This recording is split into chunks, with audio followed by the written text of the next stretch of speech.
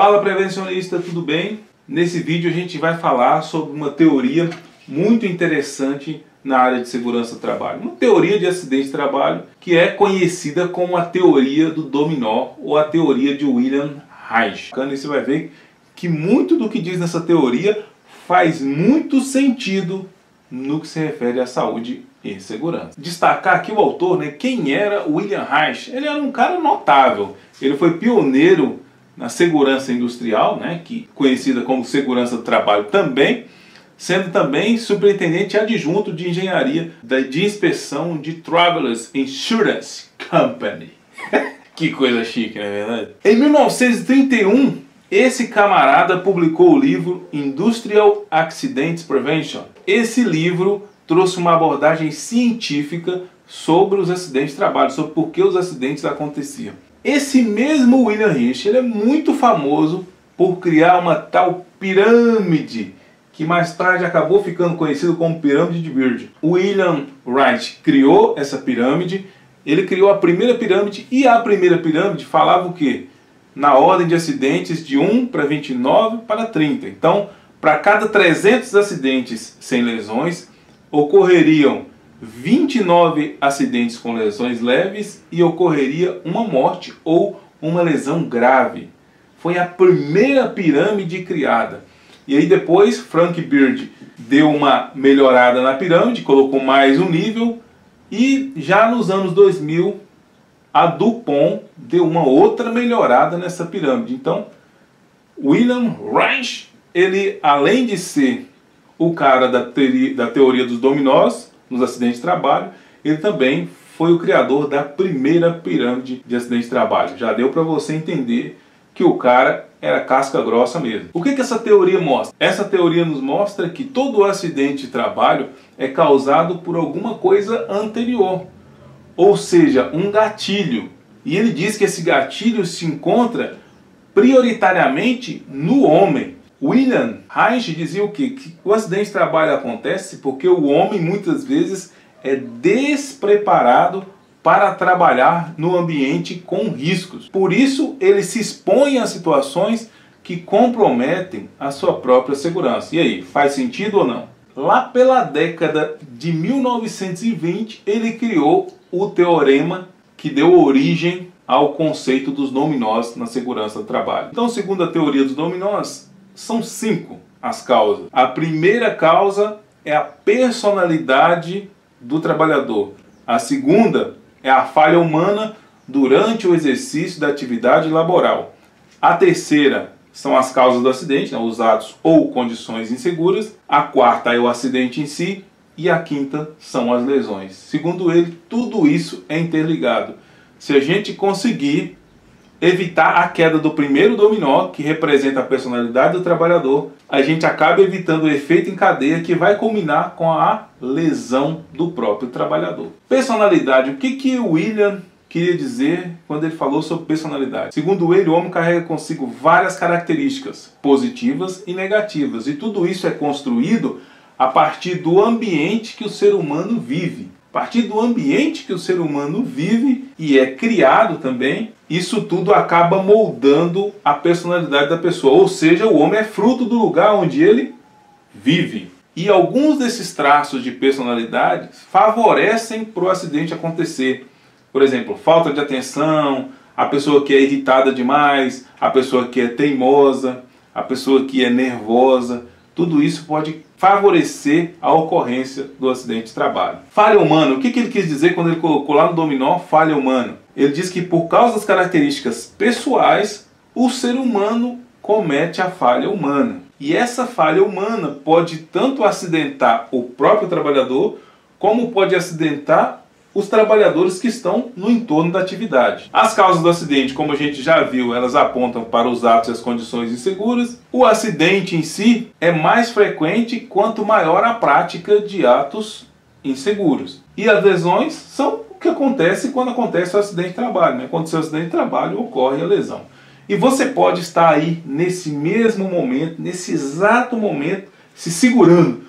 Como muita gente faz, não, mas o ato inseguro não existe mais. Sim, meu amigo, do ponto de vista legal, da NR1, o ato inseguro não existe mais. A NR1 foi atualizada e retirou do texto dela o termo ato inseguro. Isso aconteceu lá em 2009. Mas cabe ressaltar que a NBR 14.280 ainda traz nela o termo ato inseguro. E cabe ressaltar mais ainda que, se você for a uma empresa que não tenha maturidade de segurança, você vai ver vários atos inseguros acontecendo no mesmo momento. Então, meu amigo, não seja chatinho, tá? Usar o termo ato inseguro não tem nada de errado, até porque é um erro você pensar que o ato inseguro é culpa exclusiva do trabalhador. Normalmente não é. Normalmente o ato inseguro é fruto do ambiente onde o trabalhador trabalha. No ambiente onde existe muito ato inseguro, muito provavelmente significa que a empresa tem uma baixa maturidade de segurança. Por quê? Porque o trabalhador é fruto do ambiente onde ele trabalha também. Assim como o ser humano é fruto do ambiente onde ele vive. Então, por exemplo, se a empresa premia comportamento de risco, ou seja, ninguém chama a atenção de ninguém, vê o trabalhador cometendo ato inseguro e não fala nada, ela está estimulando o ato inseguro a acontecer. Se a empresa não elogia quando o trabalhador faz certo, se a empresa dá tarefas para os trabalhadores, se a empresa tem um clima interno de competitividade, onde quem produz mais ganha mais, e a empresa premia até monetariamente isso, e não há uma contrapartida informando o trabalhador, mostrando o trabalhador, orientando o trabalhador que tem que produzir mais, mas tem que produzir com segurança. A maioria das empresas não é assim, é quem produz mais. Produziu mais, não importa em que condições, o cara recebe um prêmio. Então, o que você está fazendo isso? Criando um clima de competitividade interna, onde quem produz mais ganha mais e o cara vai produzir mais a qualquer custo. Ou seja, a empresa premia o comportamento de risco. Para o cara produzir mais, ele vai burlar sistema de segurança, ele vai fazer coisas proibidas e muitas vezes o gerente vai fingir que não viu. Então tira esse papo da cabeça de que o ato inseguro é culpa do trabalhador. Na maioria das vezes não é. Então quando a gente usa ato inseguro aqui, a gente não está querendo dizer que se acontecer um acidente a culpa é do trabalhador, não. A gente quer dizer que foi um ato dele. Mas um ato dele, na maioria das vezes, vou repetir, é fruto do ambiente onde ele trabalha. O ambiente onde ele trabalha leva ele a cometer o ato inseguro. Então, segundo a teoria do dominó, ou teoria de Reich, se você preferir, existe uma cadeia de eventos que leva à ocorrência do acidente. E para evitar que o acidente aconteça, você simplesmente tem que trabalhar para evitar a queda da primeira pedra do dominó. Bacana, não é? E na esteira de tudo isso vem a NBR 14.280, como a gente já citou, trazendo lá o cadastro do acidente de trabalho, trazendo também taxa de frequência e taxa de gravidade, que se encontra até na atual versão da NR4. Tanto NBR como NR4 ajudam as empresas a utilizar a taxa de frequência e taxa de gravidade para poder evitar que os acidentes de trabalho aconteçam, para poder identificar com mais facilidade quais são os traços de personalidade, quais são as situações que estão levando os acidentes a acontecer dentro da empresa. E tem ainda uma outra descoberta de Reich que é sensacional. Ele afirmou que entre as causas diretas e próximas de acidentes industriais, ou seja, os acidentes de trabalho, 88% são atos inseguros de pessoas, 10% são condições mecânicas ou físicas inseguras e somente 2% são acidentes de trabalho de origem imprevisível, aquele que não dava para prever. E é curioso como, se você for olhar cientificamente outros autores, eles basicamente confirmam isso.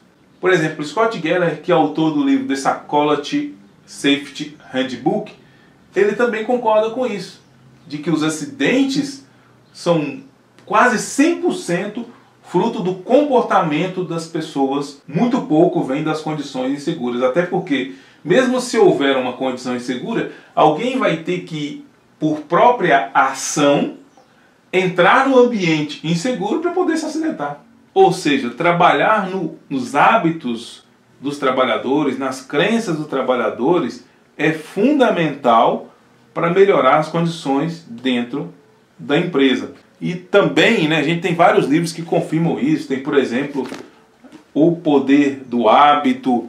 Tem também o livro em inglês que eu gostei muito, Bringing of the Best in People, que seria algo como trazendo o melhor da pessoa, que é muito bacana esse livro, que fala muito também sobre os comportamentos humanos que causam acidentes, que causam prejuízo para as empresas. Todos esses livros citados são unânimes em uma coisa: é impossível eliminar todos os traços da personalidade humana, mas é totalmente possível adotar hábitos seguros, adotar hábitos saudáveis que vão moldar a personalidade humana. Então é impossível alguém definir outra pessoa como antissociável. Essa pessoa tem uma personalidade antissociável.